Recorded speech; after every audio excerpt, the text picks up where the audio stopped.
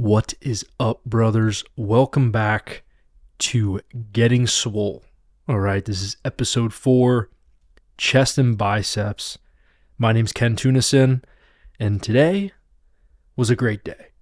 All right, hit a ton of PRs. I'm going to count them right now on my note sheet for my workouts. I got 1, 2, 3, 4, 5. 5 big ass PRs. Starting off right here, you can see 275 on flat bench for 4 reps. I get 4 reps here. And the last time I did this was about 2.5 weeks ago. And I only got 2, and it was a struggle. All right. This time went for 3. And I was like, holy shit, I did 3 pretty easily. Then I went for a 4th one, barely squeaked by and got it. But the thing I noticed about the weight, as soon as I unracked it, I was like, wow, those dead benches and those floor presses are freaking doing their job, man. I've only done them once, all right?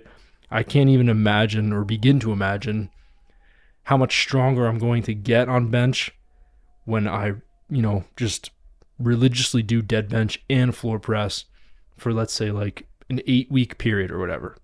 I can honestly see my bench going up by like 30 pounds. I could honestly say that just from, this day, just feeling stronger after doing it for 1 week. Now, this is set 2 here. I dropped down to 245, and I got that for 8, which matches what I got 245 for last chest day. And I usually have been doing 245 after the heavier weight. Right now, I'm trying to kind of dial in on 275, probably get it for like 6, maybe 7 if I can get to it, and then move on, try to rep out higher weight than that.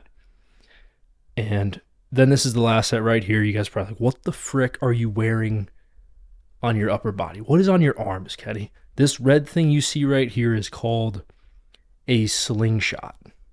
Now, a slingshot is, for my personal opinion, is for form, teaching proper bar path when you are benching, elbow path, bar path, trying your best not to flare out the elbows on the way up, which is something that I struggle with every once in a while. Every few bench days, I do struggle with flaring my elbows too soon, and I completely lose all the strength I have. All right. And I just fail, drop the weight.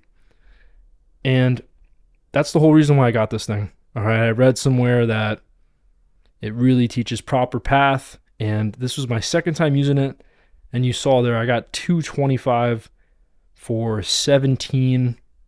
Then I failed 18. So I usually get 225 for probably 11. It's like the most I'll get, maybe 12 if I'm like having a freaking great day. And I got 17 there. And you guys were like, how the hell did you jump so high? Well, this thing is also basically a slingshot. That's what it's called. It's basically a rubber band. So it assists you on the way up because, it's releasing the tension of the stretchy thing that's going across your chest. But a lot of guys will kind of let their ego get in the way when they buy these things, and they'll just, throw on 20% more than their max or whatever. Or they'll try to get like that like elusive PR that they're really trying to go for right now. And they'll go for it, but it's not the same, right? This thing is literally assisting you. It's making the lift easier. It's nowhere even close to the same as a raw bench. Now, you guys saw their set of barbell curls, and I'm a freaking bonehead, all right? I was working out with one of my buddies for this workout. You might see him like lingering around throughout the video, but I forgot to record set number 1. And set number 1 was a huge PR on barbell curls. I got 120 pounds, 45 on each side of the easy bar for 8 reps. And then set 2, the one you saw that was recorded a few moments ago, dropped down to 105 and got that for 11. That is also a PR. So huge PRs there. And that's just curls, not much to say about that. Incline bench, did 225. Just wanted to see how it felt. And I got 3 for it. maybe could have squeaked out another one, but it is under my personal opinion that when your ass like just leeches off the bench, that rep doesn't count. Then I do 185 here for 10. All right. Same thing there. I feel like I could have maybe squeaked out another rep, but the form would have been atrocious. The ass would have flew off the bench, could have risked, serious injury. But that's a PR. 185 for 10 is a huge PR. The last time I did 185, which was last week, I got that for only 8 reps, and I failed 9. So to get 10 on that, especially after flat benching and barbell curling a lot in this workout, is huge. Now, preacher curls, 2 more huge ass PRs. All right. Set 1 here, got 85 pounds on the bar for 9 reps. Failed 10. That's a great PR for me. I failed 8 last time I did this weight. Or I'm sorry, I failed 9 last time I did this weight, and I got 8. So to get 9 here, fail 10, that increases it by 1 rep in 1 week. That's awesome. Now you will see in a few moments set number 2. And set number 2 was, I think, more important than set number 1. And that's because I was able to repeat that same PR a second time in a row. All right. 85 pounds for 9 reps. And to me, that's like to do it once, it's like, all right, you progressed. To do it twice, it's like, oh shit, we got to think about, raising the weight up probably 5 pounds next week, which is probably what I'll do. I'll probably go up to 90 pounds for preacher curl, do that set number 1, and just see how it goes from there. But I'm feeling really good on this movement. I have never really done this religiously on my arm days. And, once I started a few months ago, really started to notice some great results in the shape of my biceps, the size of them. So this is definitely going to be a movement that stays in my program. Again, going to be doing this religiously. I've already been doing it religiously for about 2 months.